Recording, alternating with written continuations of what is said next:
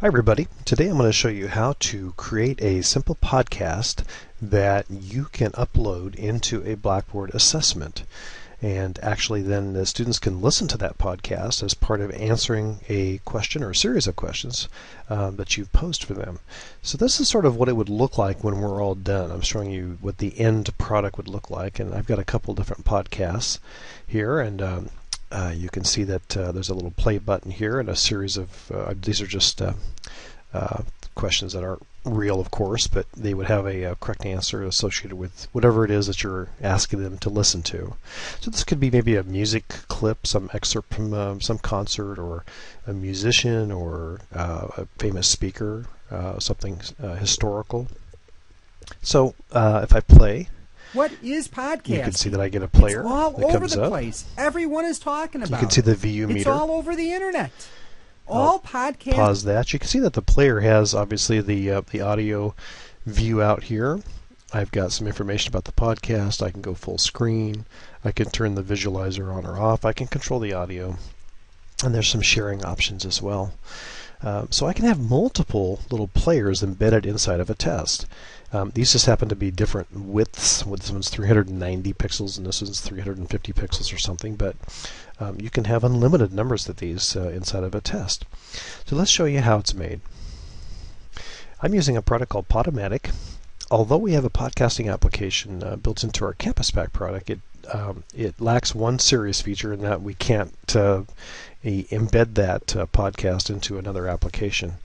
It's designed to work in tandem with Blackboard, but not in tandem with the tests specifically. So we're going to use a product called Podomatic instead. You can create a free account at podomatic.com. It's free for limited use. There's a pro version as well. I'm not sure what the pro version costs. I'm just using the free version. So I'm actually going to be on the home screen, and I'm going to come down here and click on Create New Episode. And what's going to be presented to me is a series of steps, and I'll just take you through those. So you can name your step here, a title and a description if you want to. When you click Save and Continue, or you click on the arrows up here, it will take you to the next step. First thing I'm going to do is click on Upload. And excuse me, in a moment, we're going to get an upload option, and I'll click on Select Add Some Files, and I've got a podcast out here on my desktop. I'll just grab that real quick. And this is just an MP3 file. You can create an MP3 file a number of different ways. Audacity is a great way to create MP3 files, or if it's in the public domain, you can grab those MP3 files off of various websites and reuse those in your tests. If it's a excerpt from a clip from some famous music, it'll have to be under 15% to be in compliance with fair use laws and Teach Act laws. So I'm finished uploading. So I'm going to now go to the next step. I can add tags if I want to. Tags wouldn't be necessary in this case because that's going to be if I wanted to publish this as an actual podcast. I'm not interested in doing that. Click Save and Continue. The next thing we're going to be going to is the Review and Publish. Again, I'm not publishing this as a podcast, so I'm not interested in that step necessarily. So click Save and Continue.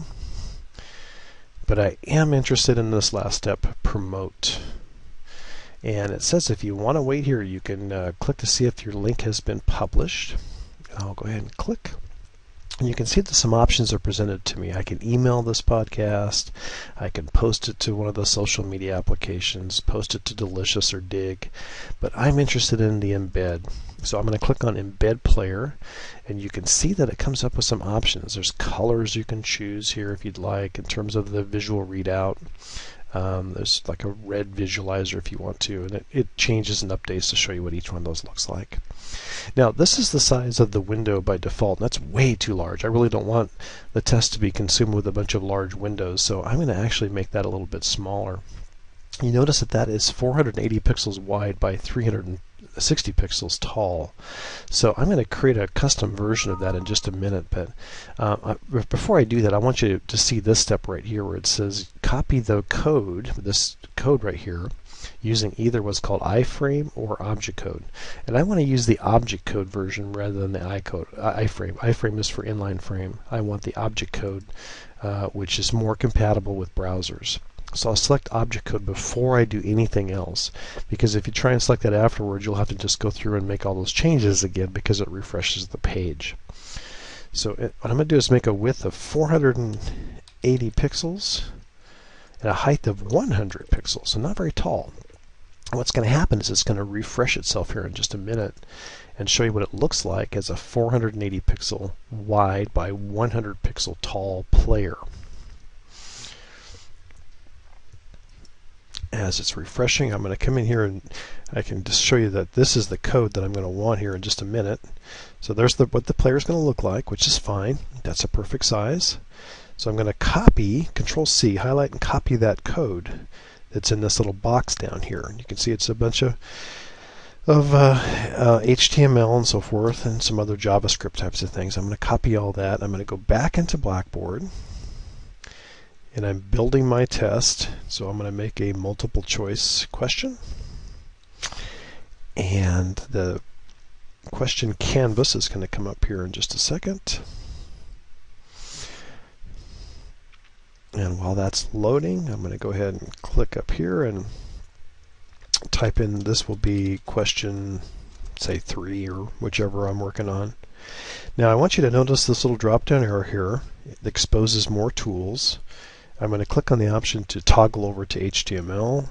I'm going to paste in that object code, and I can switch that back off if I want to, and then your test question would follow. So you really don't see all that code because it's hidden in the HTML behind. Then I'll come down and I'll just Greek in some fictitious foils, because this isn't obviously a real test. You just want to see how this works.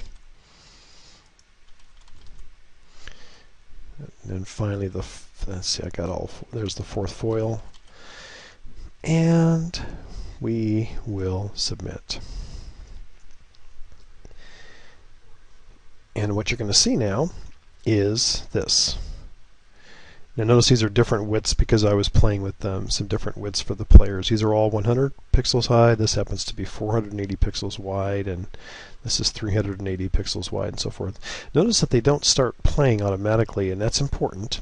That's one of the options back here. This is start playing automatically. You don't want that to be yes. You want that to be no, because if you have multiple windows, multiple test questions with multiple podcasts embedded, you don't want them all to start playing at exactly the same time. So this allows the student to control those podcasts. So what they will do is they'll come in and see the podcast, play the excerpt. Welcome to the wonderful world of podcasting. When they're satisfied they know what that is, they will just click stop or pause and come through and answer the question which follows. And that can be multiple choice or true false or fill in the blank or short answer, whatever you'd like to do. And again, you can have multiple podcasts inside your tests very easily just by using the embed feature. So again, to recap, I'm using Podomatic. Free to set up.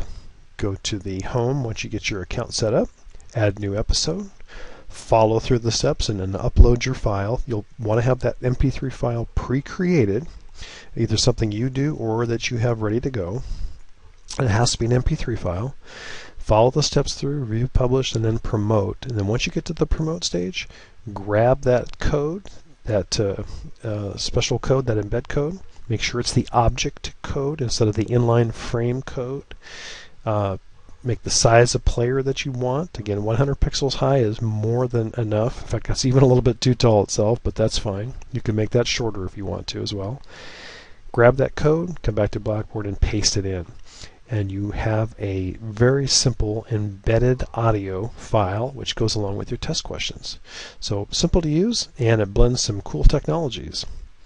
Hope that helps. Let us know if you have any questions.